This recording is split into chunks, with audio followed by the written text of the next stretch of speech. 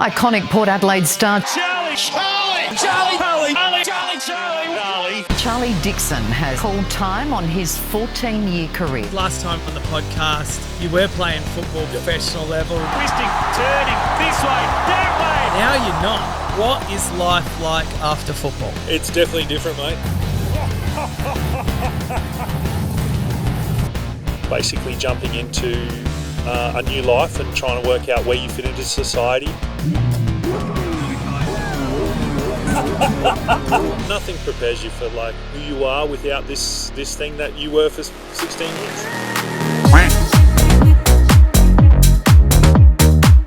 Okay, here we are. Ducks don't get cold feet, and we are at number 56. And I believe I've got my first ever return guest. So I've got the Mr. Charlie Dixon here. Welcome. Thanks, mate. Thanks for having me back. 56. Now, we really kicked a lot of goals since number 36. You have. But you've kicked no goals. Couple goals here and there. I think I just knocked the board just off leave there. it on the ground. That's all right. In the local league and for the Loberthal Tigers. Okay. Yeah, look, I was being a bit sarcastic there, but I do got to say this. Last time we were on the podcast, you were playing football professional level. Now you're not.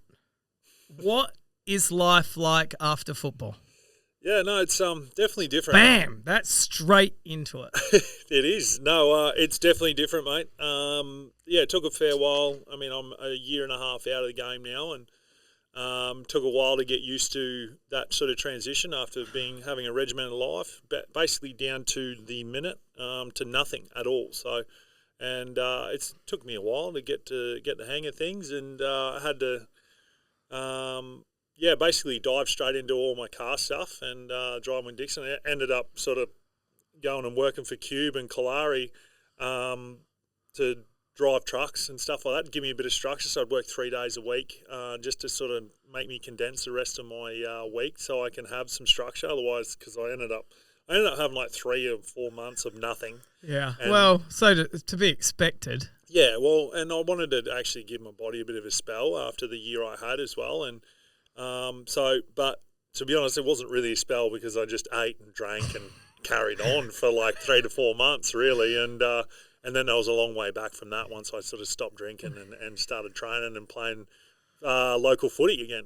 So for me, I was on the end of the phone calls after you're driving trucks literally across the Nullarbor and things like that. And I was like, okay. And you seem to be really enjoying maybe some time to yourself because everyone that watches your socials, bit of a lumberjack, sitting out there in the middle of nowhere, walking around with a check shirt and probably topless, I'm assuming, out there. Most of the time, yeah. And I think. You went from a lifestyle of like 50,000 people watching every single thing you do to nothing. Yeah. Or the Loberthal League. I'm sure there's thousands that come and see you there. But, that must be pretty hard. For me, I'm driving around the racetrack and, I've got maybe 10 fans, maybe 5, and I can actually wave to them when I go past. I can't imagine what it'd be like without all my fans.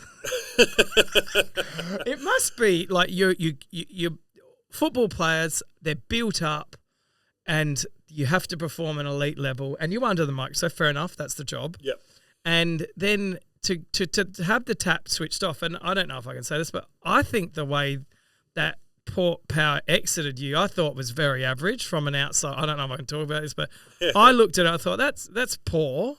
And I think there needs to be better implementation of how when players exit out of footy, how they exit into things they love doing, yours being cars and, that process of coming to a retirement, which I don't know, how old are you? Probably 32 years old. I'm 35, 36 this year. And that process needs to be worked on. And I don't know if it's like that everywhere, but for me, I was a little bit disappointed and it's just from an outsider looking in. So take that for what you will. No, well, I mean, it's not like the writing wasn't on the wall for me. I understand where I am, where I was as a footballer, but I was upset because I thought I could do it again and at least provide some more. If I wasn't playing or if they didn't pick me or anything like that, I could have been help to some of the other younger tall forwards and sort of been a bit of a mentor around that sort of side if I wasn't playing. But at the same time, yeah, like it's hard when you're a competitor and you've been competing to play at the highest level for the last 16 years, and then someone goes, no, you've got to stop that now, and you're done. And then you got to try and work out what to do with that basically burning desire to compete and to be the person I've been for the last 16 years. And I've been told that, no, that's it. No, you're done. And it's like, and even though the writing was on the wall and you can see it, and I was lucky because I had my YouTube channel and I could, and I'd been working on that for the last 6 years. Yeah. But at the same time, it's like, no, I want to keep doing this, or you want that sort of security of it, but at the same time, it is a business, and it was a reminder of what it is, and they do put things in place for when you're coming towards the end of your career and all that sort of stuff, but yeah, nothing prepares you for not having that competitive aspect of life anymore, and basically jumping into a new life and trying to work out where you fit into society and who you are without this thing that you were for 16 years. Yeah. I got to ask, can you remember the actual moment and how did you actually find out this is it? Yeah. So basically when your season finishes, you have exit review meetings, but then most of the time before, you're out in the gas and having a few beers with everyone because the season's finished. Yep. And that. So I think it was it was actually my birthday. It was my 34th birthday, and so I went into the club and basically go in and they do a medical, and then they do a medical in the after the season's done.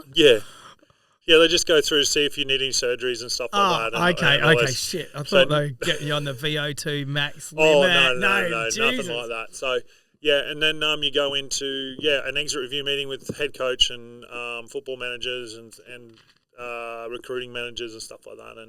And basically it was basically said, no, we don't have anything here for you next year. We think you should retire, or it's up to you if you want to keep going, but it's not going to be here. We think we'd love to be able to honour you and, give you the retirement that you deserve and all that sort of stuff. And, or you can, try and find a job somewhere else with another club. And that was it. So then I walked out and was like, well, I don't really want to go anywhere else. And I guess I'm done. Do you feel you had more to give? I definitely think I would have been able to get myself to a point where I would have been able to being helpful, useful. I definitely think I had another year in me. Yeah. But that's whether I could have or not, I definitely could have. That I feel like they could have benefited from me being there with some of the young blokes that they brought in or that were already there that I could have helped in the forward area, but sometimes it just doesn't want and I think the way it went is just Ken would have played me regardless. Yeah. Anyway. Yeah. And I think they wanted to play the younger boys, and if I was there and I was fit and healthy, he would have played me, and so I think that's just my thinking. And he said to me at the end of the sort of halfway through the year, he said, "I saved you." I would have had to play you every game, and I said, "No, I would have saved you." That's the relationship you have with the coach, yeah, exactly, right? And that's the relationship we've always had. But I know that's why it was sort of they wanted to bring the young boys in, and they wanted to see what it looks like without me there. Yeah. And I totally understand that.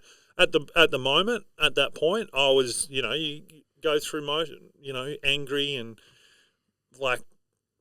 them, and this is bullshit. I killed myself for 9 years for this club, and this is how it ends. But it's it's okay. Yeah. It is what it is. I never, I wasn't sort of, the writing was on the wall. I knew that, but I thought I could go again. But hindsight's 20/20, and I'm kind of glad that I didn't, because it would have been another year of me putting my body through hell. Me copping the same sort of stuff that I copped throughout the last 3 years of my career of telling me to retire, putting my family through that as well, my parents, and and my brothers and sisters and all my cousins, and seeing all the comments that, it would have been another sort of tough year for them as well as it would have been for me. And I'm fine with my decision now. And it took a long time for me to get that through with last year, and that's more around my purpose and where I am and what I was doing last year. And I just took off to a bunch of different car things and fixing cars and making sure cars are sweet so I could get to all these events and spending money and going doing this, so I just didn't have to deal with the reality of what's next for me. So, and this year I've sort of got myself a clear direction of where I want to go and where things are moving for me, and not really worrying about too much other stuff at the moment. But it's definitely tough, but I'm happy with the decision, and I played 200 something games, and I mean, I didn't get a premiership, which still hurts and still burns. And you think about the games that we could have one game where we lost by 4 points, could have got us to a grand final. But it's amazing they hit home up. I mean, they do. As you know, I'm a bit of a professional footballer. You are, yes. So I have seen you in action, mate. And you nothing to blink about. And the Div 12 Rezzies coming up. We're back. I don't even know what team I'm playing on. I don't. Well, I hope we're on the same team this year, because I'll be honest with you. You were right near me, and I could have, if I wanted to, I could have tackled you. Yeah, of course. But seeing you actually running in full flight, which you're probably half flight to what you I was scared shitless. And I just was like, holy shit. And you know what? I actually saw you were so happy playing that. And I just thought, this is kind of your happy spot. And that was the first time you could see it. And I was like, I'll give him a few extra touches. He looked like he was down on a few touches. But we do have Div 12. Yeah. We do have Div 12 Rezzies coming. But let's hope it doesn't hail this year. I know. On that, I actually agree with you with that. I wasn't having the greatest time. But in that game, it was like, football was fun again. And I was just out there having a kick with my mates. And even though my mates were on the other team, and I was playing with a bunch of new blokes I'd never even met, but all my mates were on the other team, I actually had so much fun, even though I was hailing as well. It was like, it was like you're the kid again that was just running around having a kick. And, and that sort of made, and that's same with sort of playing the local league with Low before, you bring back the sort of memories of just going out there and having fun. Even though someone will lip me on the field now when I'm playing, and it sort of it turns into a very, very competitive game. I could only imagine. I do got to ask, what hits you the hardest? Is it physically or mentally? Mentally. I can be a bit of a mental midget sometimes, and but I've got a lot better at being able to sort of handle that, and probably handle it right in the moment, and identifying that's actually hurting me, and then being able to sort of move from that pretty quickly, where usually it'd, even on a football field or at home when you read a comment or read someone's DM'd you and said something horrible to you, and it would really, really hurt me, and now it's like, that's just an opinion of someone, when I have those moments, it's like, all right, you can feel that, but then it's just move on. And it's being able to identify that and go from there. But physically, I'm always sore, so it doesn't really matter. So there's no real difference. I got to be honest, I cannot move after the Div 12 Resi game. And I even thought, I'll get a bit smart. I'll do a couple of training sessions to bed myself in. Yeah. I get sore in the training. Yeah, you just need to go just start running. But I do run. I am running. I'm relatively fit, but nothing like prepares you for being scared of being hit, getting up, running. Because I like running. I'm not shying from it, but Jesus, I can only imagine what is going through. And when you watch that game of AFL today, you realise how fit these humans are, and whatever league, women's or the males, they're super fit athletes. Yeah, and it's an unusual thing to do. Running, is. Yeah, and running into each other, bouncing off each other, and And the way the AFL is going with the game, it's kind of ruining it because they expect players to be ultra fit and ultra combative, and it's just, and there's more injuries. They're losing the best players. It's like they keep trying to speed the game up, and it's so much harder for players to be uber fit, uber lean, and then have to deal with 360-degree impacts. And I think they're just ruining the game. Yeah, okay. So too far. I mean, I can tell you, every time I got near that ball in the Div 12 Resis, I was frightened that someone's going to thump me. And it felt like as soon as I had the ball, I had 1 second to get rid of it. No, you were good. I was like, a couple times, mate, you went diving on the ball when a 50-50 hard ball. He dived on it, grabbed it. I was like, oh, my God, JP. Yeah. I did get balled it out. I was like, bloody hell, in and under. I did get a bit of street cred for Absolutely, that. And I love you the did. Marmalade Crew, so make sure you come out and support that. It's going to be at Norwood. Hopefully we'll definitely release this. But I think it's the 6th of June. It is the 6th Long of June, weekend, yes. Norwood, no hail. Let's go. So you talk about the mental toughness of playing footy. Now, just recently, no one seems to want to talk about the Carlton football time. They had a player on their side, and it looked like he was a bit worse for wear. Whether it was whether he was high on mushrooms, acid, and who knows what. Medication was wrong. Might have had a few drinks. I honestly couldn't imagine trying to take any form of supplement or recreational thing to make me play better and then actually playing at a professional league, right? Yeah. And then when you watch it and you think, oh, yeah, he's missing the ball and, just some weird shit, right? I look at that and then they come out and they play the mental health card. Now, I think mental health is thrown around way too lightly these days. I understand the footballers are no different than any other person on the planet. And, I do agree with the 3-strike rule because I think people look at these athletes and go, oh, they're perfect human beings. Mate, they're like everyone else. And in fact, they probably have more downtime when you're not training than the average human being. Absolutely. So you might get a bit, dusted, roasted, whatever you want to call it, whether it's just, you using CBD or marijuana to recover or, or whatever it is, I guess being at an elite level, people are always looking for that next thing. And sometimes I call it idle mind is a devil's workshop. Mm-hmm. So when you see that and they come out saying mental health, I mean, it's fair to say if it is mental health, that's fine. I'm assuming that the teams have, I don't know, surely there's people there that go, has anyone watched, old Jimmy over there? He hasn't. Doesn't look too right. He doesn't look, no or yeah, not? No, there is. Well, that's the thing, like my club, Port, have always had a psych on hand every game, sort of at home games. Like recently, it has, probably my last few years, there was. But no, I agree with the fact that how did it get past? How did he get out onto the ground like with it? I mean, we don't know. Yeah, I have no idea. Yeah, and we're like, I mean, we're in the world of opinions now, because everyone has them, and everyone can post something about them. So, AKA JP Dre. Exactly, and I'm here as well, mate. No, but it's like, but there are so many people that he could have gone past.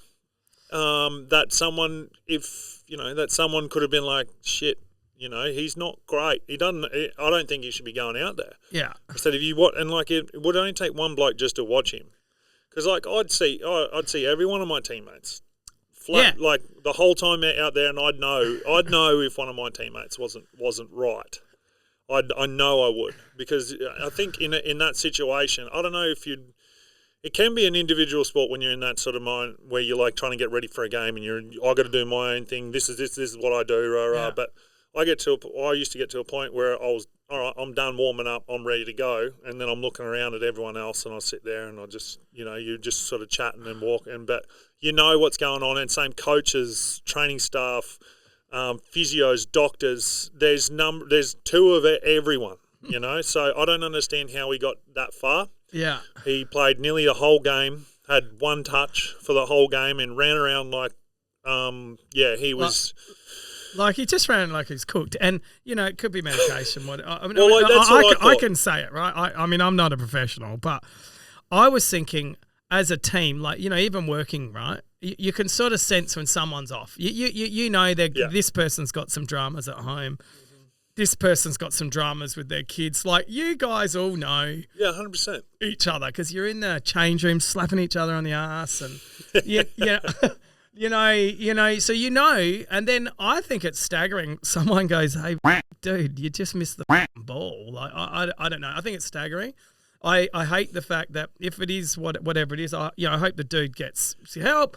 But mate, what time was that game? Does anyone know? Was it? It was a Friday. I think it was a Friday night or a Thursday night. So could it just been he's been out to lunch with JP, had a few drinks, and then thought I've got to play footy. Yeah. And then rocked up and thought, I'll get through.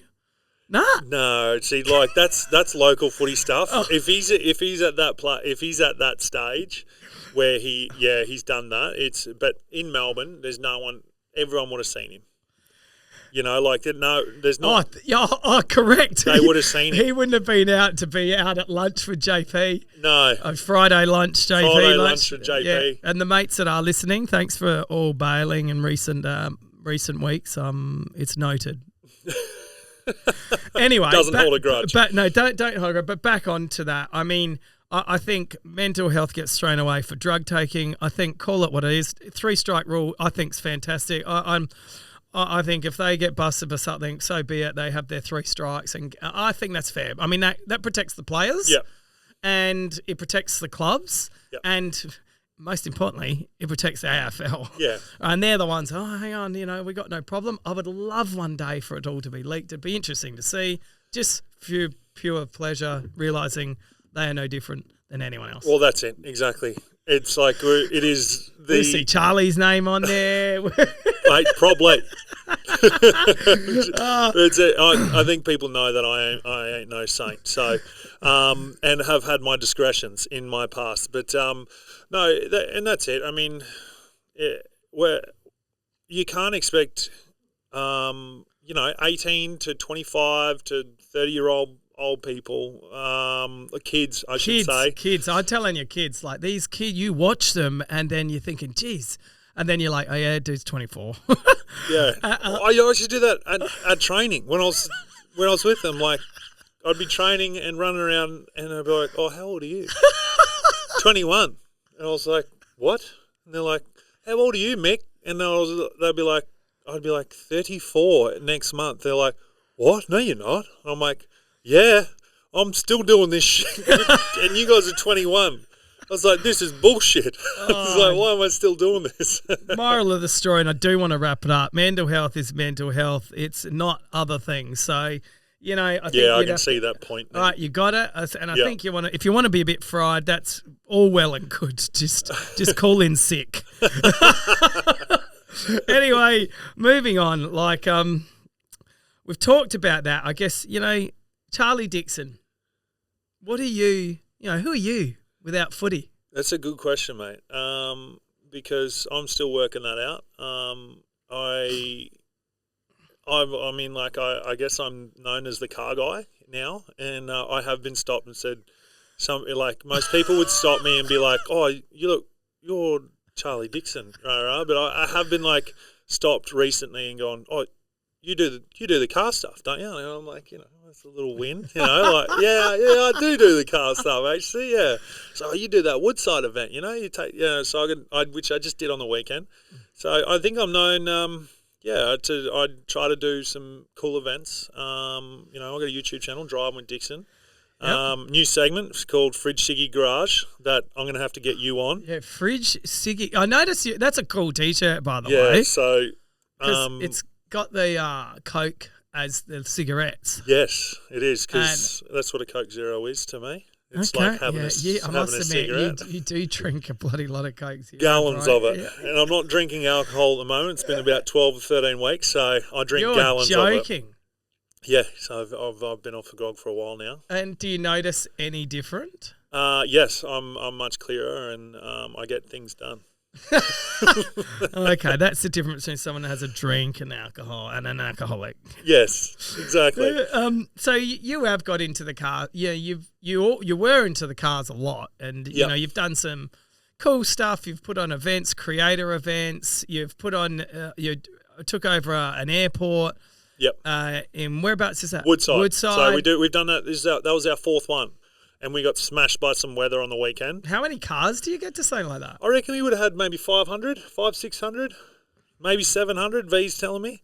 So Really? Yeah, but a couple of years before we had over 1,000, and so the airstrip's massive. And Trevor at the Woodside, who owns it, he's great. And this year we raised money for the Woodside Hall because they're trying to make it compliant. So when there's emergencies like fires and stuff in the hills, that's an evacuation centre. So they're trying to make that more compliant. So when there is a safe space for people to go when there's fires or emergencies and all that sort of stuff. I didn't even think of that. Yeah. So they pulled in I think close to $4,000 just from gold coin donations and selling bacon and egg sandwiches and sausages. But we'd had beautiful weather for 2 weeks, and then Saturday, Sunday. I mean, Friday, Saturday, Sunday, the weather was just crap. But we had about 2.5 hours of a break right when the event was on, and there was no mud, no nothing, because it was still quite dry out there. But it was cracking. It was really good. I mean, it was a bit windy, a bit cold, but hopefully, I spoke to Trev yesterday. We're going to try to do one in spring. Yeah. So we can get some more people there. So you're still driving with Dixon. Yep. So you interview people, cars. Yep. Your podcast is so going that's to be what called Fridge Ciggy Garage. So I've done 4 episodes of that. Yep. And I actually haven't seen that. Actually, I'm waiting to get you on with one of your cars. So we've got to find something you got to bring up. So you got to bring a car up. Bring a car up. We'll talk about your car and then what else you've got going on. Okay. So it'll be a nice chat with you again. Yeah. So basically, remember I used to did the Chuck's Garage. Yeah, Chuck's Garage. At my Well-End studio, but now I'm out of there and I've got everything up at home. So, mate, could my car get to this garage, or would it be like down a dirt track? Oh, mate, there's only a little bit of dirt. You'll be right. Perhaps through some lumberjack farm, get the risk of being attacked by someone out there in the middle of nowhere. I mean, it comes with a lot of risk. It does. But tell you what, it's worth it. I bet you that's what you say to all the girls. Exactly, it is. It's always worth it, mate. Yeah. No, but so I do that, and I used to have the radio show that that you've come on a couple of times. So I basically combined Chuck's Garage and the radio show together, and we do it up at home. We sit down, we have a Coke Zero, and we just chat cars. All right, give me full strength Coke, mate. Yeah, no worries. I'll get one straight for you, mate. I know there's something about the taste of it. I'm not sure. Anyway, so you've got that. You're definitely building your branding. You sell lots of merchandise. Oh, we have done. We did a giveaway. We have done. We did, and we sold a lot of merch through the giveaway because that's how you get tickets. Because over here you need the. Oh, okay, Adrian Patelli. Well, you need the license. You need to actually get something for your money over here instead of just offering rewards for like Portelli does for his. So here it's a different agreement. So you buy the license. It's called a trade promotion, and you physically have to get something for your money when you buy into these trade promotions. Yeah. So Macca's. You got the merch. So I've got the merch. Your chance to win a car. Well, yeah, exactly. Okay. So I didn't make any money out of that giveaway with that car. Yeah. Well, hey, just on that car. Yeah. Who got it? Ben Hunt got it. He was Is that a fake name? it's Hunt. Is that his name? Ben Hunt. Yeah. Yes. Oh, my God. He's a creator. He was a creator for me. Oh, how good's that? Yeah, and when I first launched it, he bought one T-shirt the day. The car wasn't even finished, hadn't been painted, hadn't been anything. He bought one T-shirt, $100 he paid, and got himself a car, and we brought it to the event on the weekend. Oh, how cool is that? That is great. Yeah. So that is one part of the equation, but it just happened. We had a bit of bite to eat. Bit boring because he's not drinking, but that's okay. He's still a fun guy, and I don't mean mushroom there. But you mentioned that you're buying and selling. You got a new business, buying with Dixon, is it? Yes. Is it BWD? Yeah, BWD. It's very similar to my driving with Drake. Well, it seems like I've had to change my whole brand and name because one bloke has decided to steal it. for his driving with Drakey. Even the DWD I do on the It's nearly exactly the same. It's like my dad messaged me. He's like, "That bloke's using your brand," and I was like, "Yes, he's very lucky. He's my mate." But no, yes, so what's I am. buying with what is BY? BWD. I know it's easy to say BYD. Oh, shit, I almost said that. I can't. I know, but no, it is. So basically, I'm brokerage or a buyer's agent for anyone looking for a car, brand new, used. I'm going to try to stay away from a bit of the used stuff because that can be pretty hard. But at the same time, you got to start somewhere, and I'm not so much into the selling part for people at the moment, but I get more inquiries about moving cars for people than anything. So I might look into doing a bit of a Facebook page and doing maybe some consignment stuff down the track. Yep. But at the moment, I'm just sort of buying it. So, and I'm an ambassador for the Mount Barker Auto Group. Okay. So I just posted a video with them. They've got 7 of the leading dealers in Australia at the moment. So like Kia, Ford, Mitsubishi, Mazda, all that sort of stuff. So basically, I can source you a car, new or old, if you're looking for something a little bit rarer, and or if you're looking for a brand new car, I'll ask you the right questions about what you actually need the car for. So you're not buying something that you don't actually need or you're not going to want. Okay, so an all-in-one stop, stop all the bullshit that goes backwards and forwards and give a, here you go look at it, this is what you've asked for. Yep. Hopefully you liked it. I've narrowed it down to two options. Two options or three options, or this is your price bracket. You want something to tow. These are the cars that I think would be good, because I'm always towing my cars around, and I've had a heap of different cars to tow with, and I know which cars are good to tow with and which ones are probably going to struggle depending on how far and what you're going to do. But it's like anything. I mean, you got to work out exactly what you need the car for, and even in like the electric and hybrid, diesel, petrol, all that sort of stuff, it's like, what do you actually need? I mean, I still won't push a lot of people to electric cars. I think funny about that. I think the hybrid market is the way to go these days, especially with the fuel prices and stuff at the moment. I mean, you can look to get close to 12 to 1,300 Ks out of a tank in a good hybrid. So instead of like your diesels and that, like I still think the diesel's the best car you're going to go, depending on what, like, if you have two jobs. Exactly, but like, yeah. I mean, for me, I would still prefer a diesel because I travel a lot. I'm always on the road, and I drive to different events and stuff like that, and I know that it's going to be reliable, and I know it's going to tow my cars, and I know, unless it's a F-150, which is the petrol, which is a V6 twin turbo, which is always very good as well. But no, I tell you what, like, yeah, there's so much out there, and that's what I'm here for. I go through a bit of the junk to make sure you get what you actually want.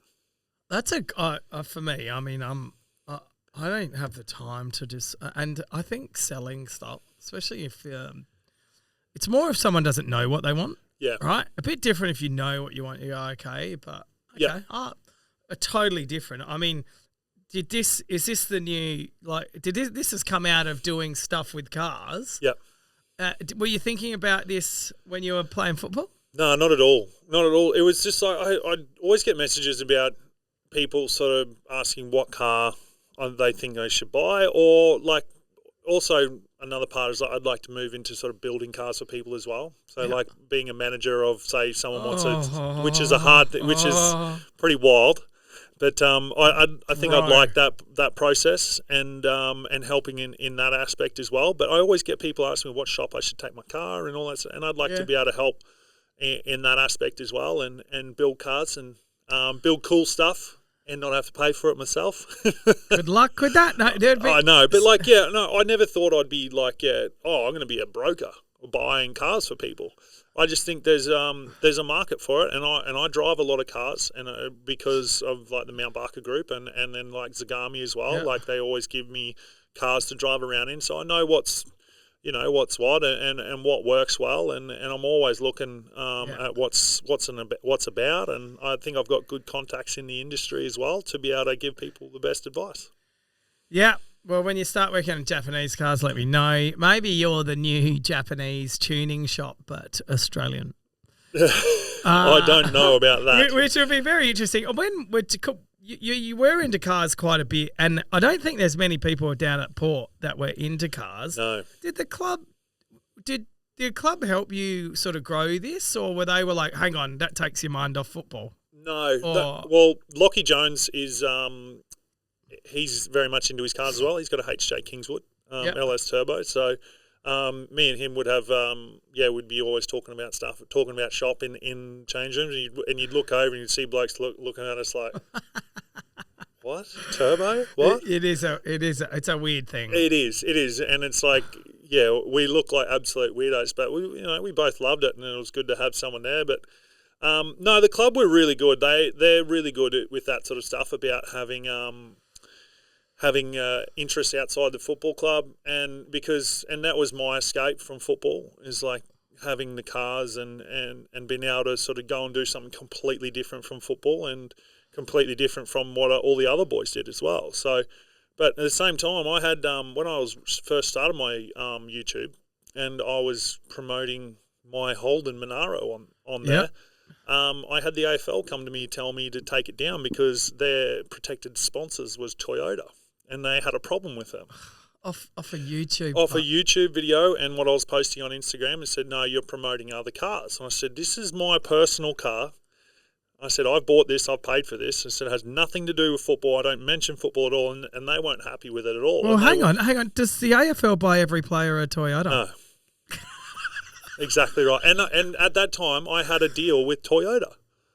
So I was promoting Toyota. Yeah, because that was what they wanted. But then I would I would not even be promoting the brand. I would just have my Holden Monaro in there. And at this stage, Holden were already dead. Yeah. So, and it's like, but then they had and the AFL like, oh, you got to take that down. And I said, like, I'm going to take that down. And it wasn't until I got, I rang the old CEO of the Gold Coast Suns, Travis Holt. I rang him and I said, mate, this is the only thing that actually makes me happy. I said, I've got to deal with all this shit on the weekend, and I'm having an absolute ball playing with my cars, and you guys are trying to shut me down. I said, this is bullshit. And he goes, don't worry about it, leave with me. Never heard from him again. I mean, that to me, after... And that was the reminder. It's just like, this is a business. I don't give a fuck about us. This is what the AFL are doing.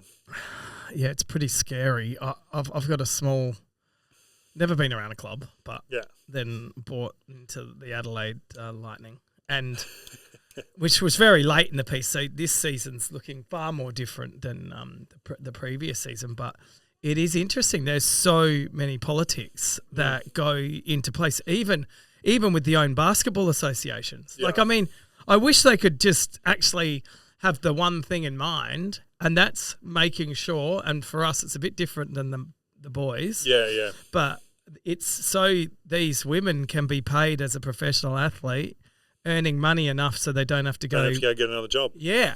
And if everyone focused on that, there would be a far different outcome. But everyone's worried about their own best interest. The netball people are worried about their own netball stadium, where it happens to be the same size as a bloody basketball court. We should be both playing there. And, all these politics get in the way of the goal should be making sure that these players can perform at an elite level to be professionals. And that is our goal at Adelaide Lightning. And to produce the best product. Without a doubt. Because that's the goal. Yeah. Get people through the doors. And I've been to games, and it is so much fun. You do such a great job. I haven't been to the 36ers. I've been to see the Lightning, and I've loved every game I've been to. The girls have always put on a show, and it's great fun. But that's what you need. You need a good product, and that's what the girls bring. Yeah, they train the same. Yep. They're super aggressive. I was thinking it'd be good to do a charity game, like mixed game, where you throw in some rookies, like useless. No. What about like me? Like me and like a couple of other footballers and stuff like that. That'd be good. And do something where you can think, okay, they're good, and it teaches a lesson. Because I can play that. I just get mate. It's totally changed the way that things have come into. But what it's made me also realise is how unfair women in sport is, unless you're the AFLW. And I say that because the AFL spends so much money that the AFL is literally in the media almost every week for 52 weeks of the year. And because of that, they get a lot of free press. And it makes it very difficult for others. I mean, we can't even get the news to report on our girls. Yeah, right. And I look at that and I'm like, at what stage does it starts by filling up your stadium, getting your membership sorted, and getting people streaming. I think one of our games streamed was our highest. We were the second highest in the league. We had 147,000 streams. Oh, right. That's awesome. Unreal. Yeah. And I'm like, okay, we can work. We have a big fan base in Malaysia as well. Yeah, right. Yeah. That's good. Look out, Malaysia. Look out. Here we come. Steal a few players from over there or what? Absolutely. I mean, it's a world sport. It is. And that's what I love about basketball. It's a world sport. I really wish AFL was a world sport because I would have loved to have gone and played a couple of years over in some other country and just experience another country. Didn't you play in China? Yeah, but that ain't the same, mate. We come with the exhibition sort of game, all that sort of played on the hardest ground in the world. The only reason I know like concrete. My boss has got this big power thing, and it's got the Chinese thing. That's the only reason I know. It was wild. That was a wild experience. I actually really enjoyed both those games. I mean, it broke the year up, and plus got to fly business, us big blokes. So like all the little blokes are walking down the end, and I'm like reclining in my chair. So, see you down the back, brother. And then sleep up, mate. 8 hours. That just went pretty quick. Did you all get business, or did the short players? The short players are down the back, mate. So like, and the oldest, can't believe that. The older boys and us tall blokes. So like key backs, ruckman, full forward, like big forwards. We were all up the front of the bus. That is hilarious. Like, come on, AFL. Yeah, come on, mate. It was surely they blocked out business for you, poor bastards. No, they'll be right. They're small fellas. They bounce back. I must admit, I am little, and it does have advantages when flying. Yeah. Okay, so now that footy's done, you're very excited about the new ventures ahead. Yep. When you look back at it and you look at the players playing now, do players really understand money before they retire? No, definitely not. It's like, it comes in for like 16 years and then you just then it stops. 16 years is I have to say that's a long time to play AFL, no? I don't know what the average is. Yeah. I'm assuming that's a long time. Yeah. Well, I had a few years in, TAC Cup.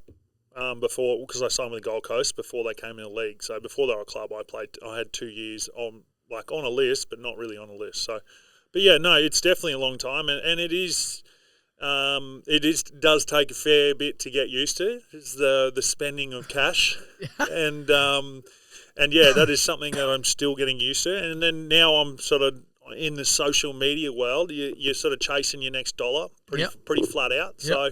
But no, there is, I think some boys have really good managements that sort of help them out with that sort of stuff. And there are the clubs, AFLPA and stuff, they do little bits and pieces about what like getting investors in and all that sort of stuff as well. But yeah, end of the day, it's your money. You're going to spend it the way you want to spend it, and you got to try and do it the best way possible. I definitely didn't.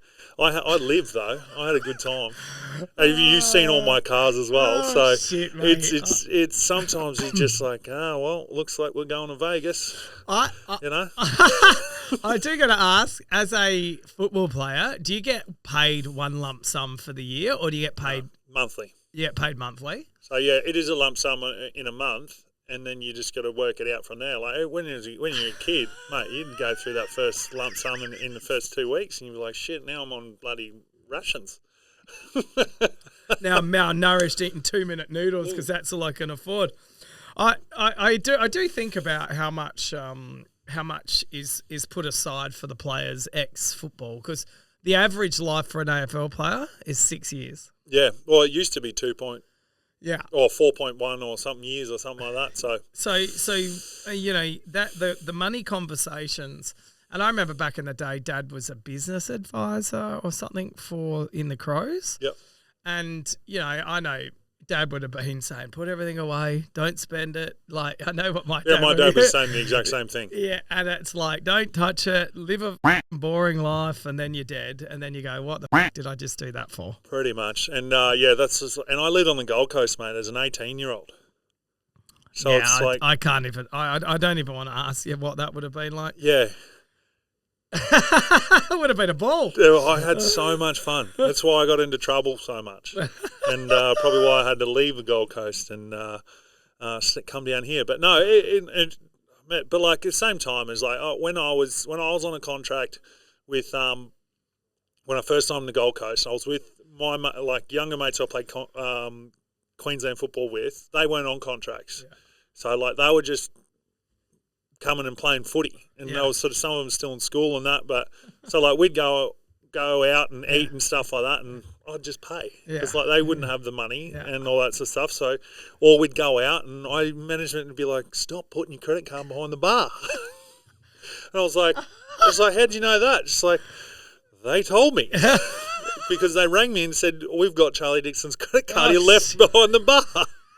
And it's like, all right, no worries, I better. But no, and I felt like, I mean, my mates, and I wanted them to come with me and have fun. No, mate, it's no point having fun by yourself. That's it. But I know how you feel, mate. Right. I know how you feel. But no, I mean, in hindsight, you look at it, it's like, I should have had this, I should have done that, and it's like, well, whatever. It's gone. There's no point worrying about it. I'll just go and try and do it again. Yeah. And like you got to. It's not like I've got investments, I've got stuff like that, and I love where I live. I got my property and all that sort of stuff. I'm sweet. But you're the new kids of today. I think they're much better. I think they are. More responsible? I think they are. Like, because my last few years I was like, well, these blokes boring. You know what, for the young aspiring AFL players out there, good on you. Yes, exactly. No, they're not boring. They're just like just different. And I think there's a lot more opportunity for money to be made as well. Yeah, the average rookie is on 100,000. Yep. And the average, which is base, which is good money, and the average AFL listed player salary, so the average the players are not rookie, is 500.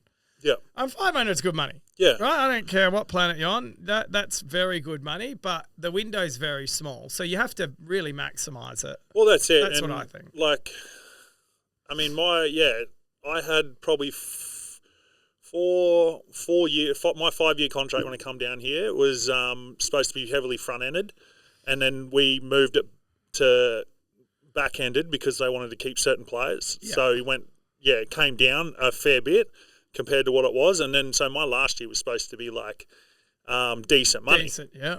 And then COVID came, and then they brought it back down to 70%. Oh, shit. So, that's just unfortunate. Yeah, and that's the way it goes. I mean, I still make good money and all that sort of stuff, but compared to what it is, like that 500 is average. When I started, like the average was 250, 300 maybe. Yeah. And that was sort of what I sort of went through with sort of most of my career. And then I had a couple of spikes with the sort of 2-3 years of that 5-year contract that I had. And then that was in the last 2-3 years, and then sort of 70%. And then it sort of went down from there. But that's the way it goes. And people always used to say you're on bloody $1 million a year.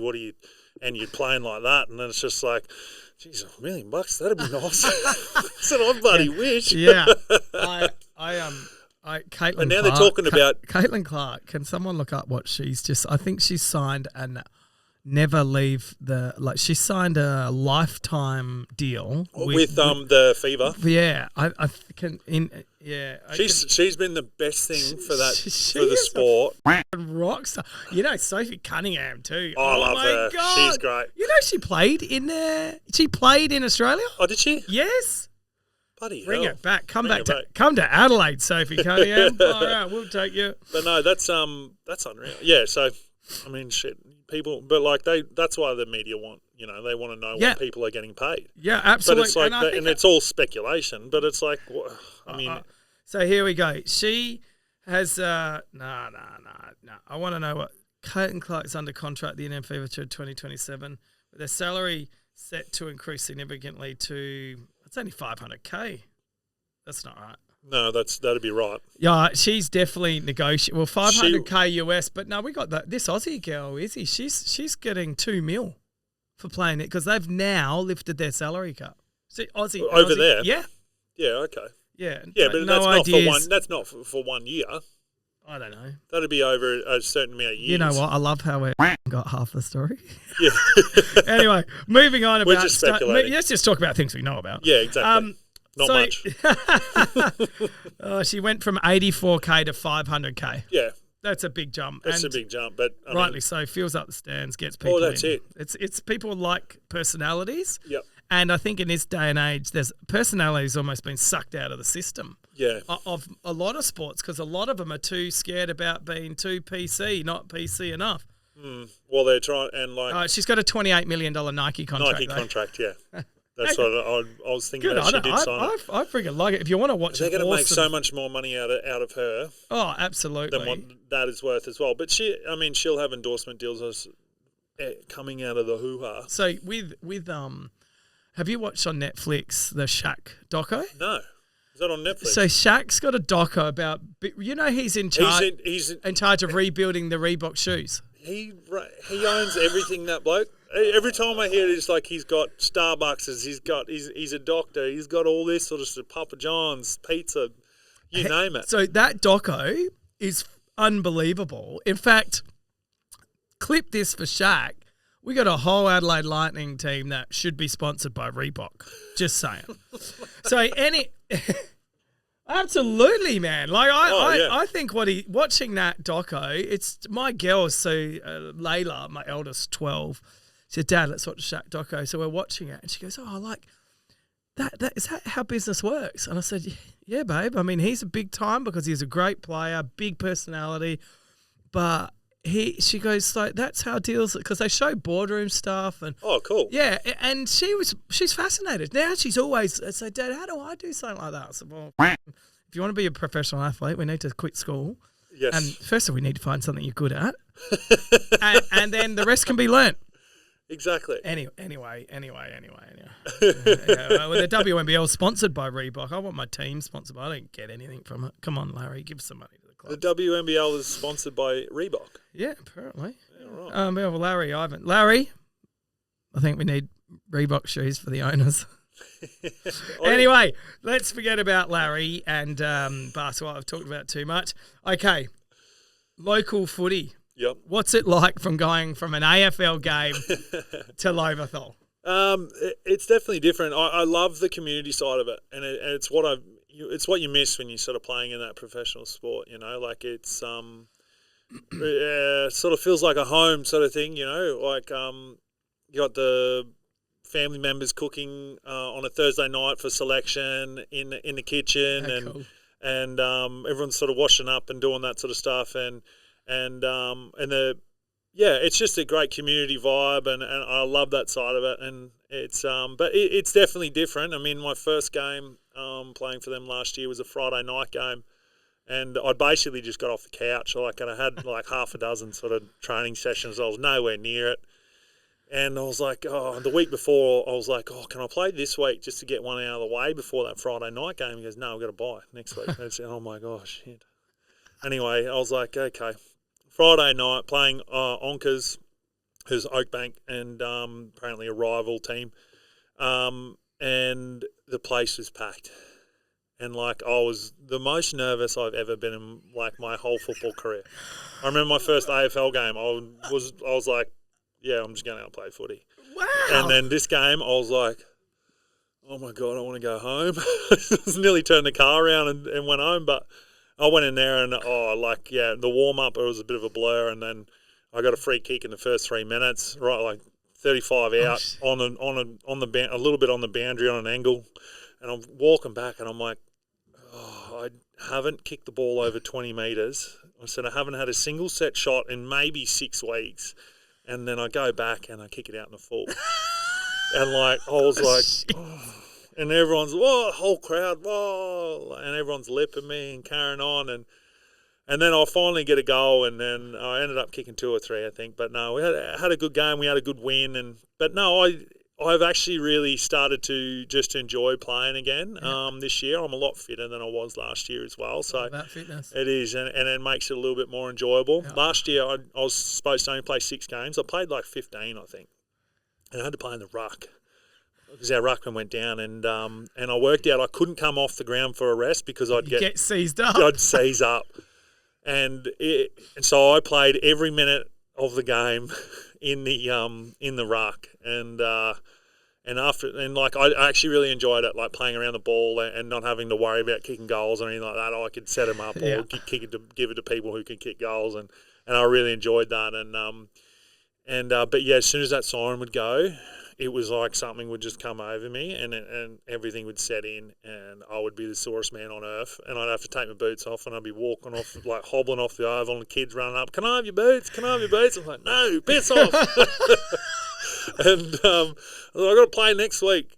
God's sake. But no, then I've played 2 games this year. We won 2. We've won 3, lost 1. Okay. So we're going all right. We've got a decent team. Got a couple of mates come play. So it's actually really good, and I really enjoy it. Good. What is the biggest difference? Oh, it's just obviously there's a skill because but what is the biggest difference? I suppose the atmosphere and stuff like that. You feel energy, don't you? Oh, you do, and playing here in Adelaide, at Adelaide Oval, and you're walking out to your position, and you got the Never Tear Us Apart song going, and you got 50,000 fans going on. Like that's the difference. But then obviously the pace and stuff like that as well. Like everything's just happening a lot quicker. But it's there's definitely the competitiveness is still very much the same. And like I said sort of earlier, it takes only one bloke or one fan to lip me. And then I'm like, right, well, you. It's on now. And I had that moment on the weekend as well. Like someone sort of did something, and then I'll lose my mind for about 2 minutes and gave away a free kick, and then I'm good. But then I'm like, all right, well, maybe you just left me alone. You might have won. So it's like, shit. Or someone, I'll get close to the boundary and someone will lip me, and I'll go back at them and say something, and then they look at me like, you can't say that. And I'm like I can't. I can say whatever I want now. No one's going to find me. I said, I'll see you later. It's funny. I do really like that part. Like I like that part where people, because I couldn't before, couldn't say anything to anyone. And like if people think they can say things to me and I'm not going to react or say something, then they've got rocks in their head. Like you get close to the boundary, close enough for me to be able to hear you. You're going to hear something back from me. So and I like that. I love that fact. I love the fact, like with the Formula One guys, they're not allowed to swear on live broadcast. And like when one of them does, they all look at each other and go, you're in trouble. Yeah, exactly. And you see them, they're like, they're like, no. That's $100,000. Yeah. That's what the fine is? That's ridiculous. But they're on relatively good money, except for the young kids. Okay. Relative. Do you still watch Port Power play at home? Yes. Do I go to the game? Or just, do you care what's going on? Oh, yeah, of course. So I try to watch, I've still got a relationship with the boys and stuff like that. I still love watching the boys, win and that. And I watch the showdown from home. That was freaking... I was in the MG box with Unilever, and I was there with the Port board. Yeah. So Koshi's there, and I was like watching that. I was like, it was scrappy. I thought scrappy game. Right? Yeah, it was until the end. Yeah, and then I was like, then they got a mark, and then they kicked a great goal. Port did. I was like, damn, that well done. I was like, 40 seconds, that's it.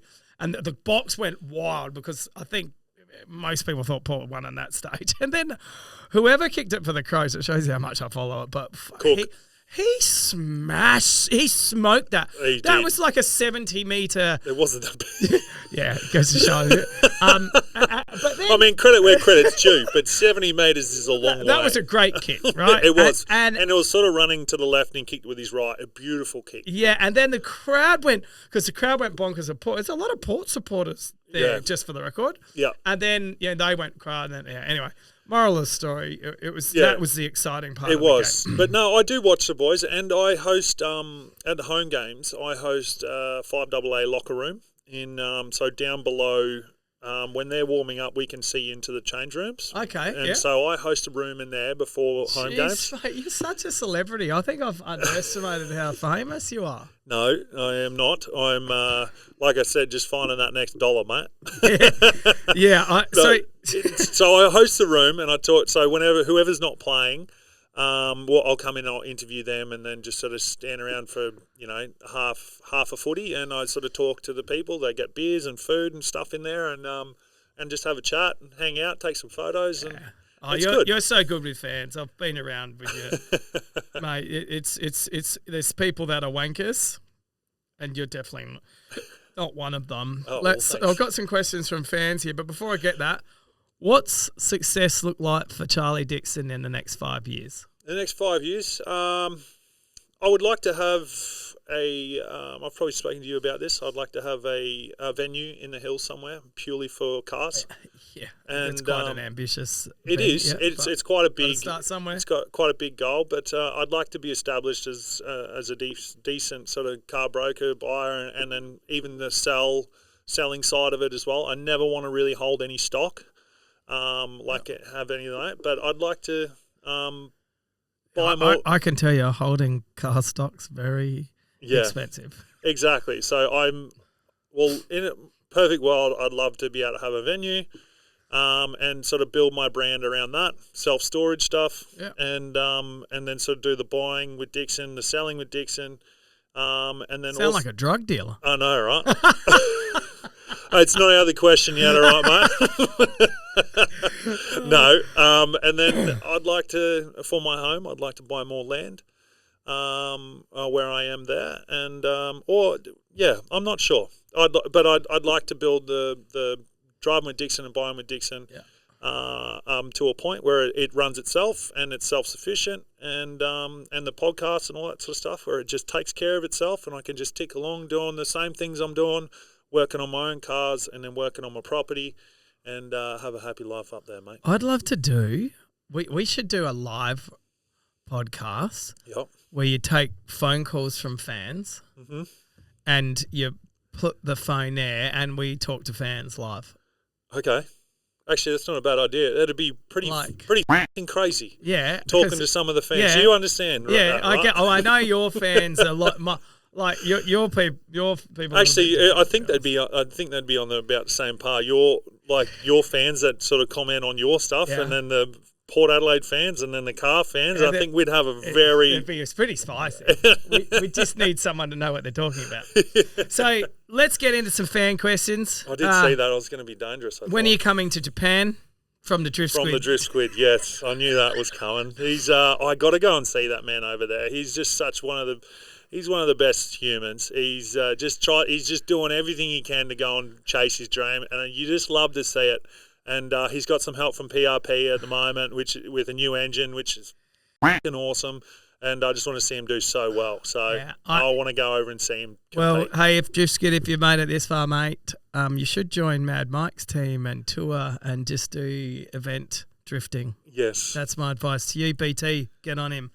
Okay, House of Bungana. Have you ever raced together at the Bend? No, that would be easy. No, Charlie wouldn't last it. Charlie would not. None of my cars would last as long, all right, going around that track. I'd have to steal one of JP's cars to actually race him. Oh my God. Future driving. Dixon, we've talked about it. Do you think your rubber arm will ever make a comeback? Yeah, That's That's control. Aldo. So that's about my drinking. No, I think he's quite comfortable. He knows that Aldo, answer. you're a bad man. Favorite chocolate in the confectionery or lolly? Because I know you are a lolly I'm a big Nazi. lolly guy. Favourite chocolate? I don't know. I like mixing it up, but I do love the curly whirlies. Oh, wow. Okay. Jesus. Yeah. Mum used to get them as all kids. And, Cadbury, curly whirly there. Yeah, I do like them. And then lollies, can't go past like a good old Coke bottle. Ooh, okay, they come in many different forms. Sour? I do like the sour ones. With the frosted? Yeah. Large? The large ones are a bit of a meal. Yeah, I do like the small ones, I think. Okay. Coke bottles. Coke bottles. Anything with Coke Zero, mate. You know, I'm a big Coke man. You are so. Can we edit that? No. You can leave that open. He's a funny man. He's not playing football. AFL, keep away. Yeah. So one more. There's plenty there, but let's just go. What has life been like living on a farm-like property? Does it get lonely? No. No, it's yes and no. I mean, I love where I live. Like, is the reason I'm still in Adelaide. I mean, of course, like the car industry, I love all that. But if I didn't live where I live, I think I would be back home in Cairns by now. There's something about driving up the hill. I'm 25 minutes away. I could just like pull in my driveway, go into my shed house that I live in. Yeah, hopefully turn the car off and not fall asleep. Yeah, exactly. Not quite there yet.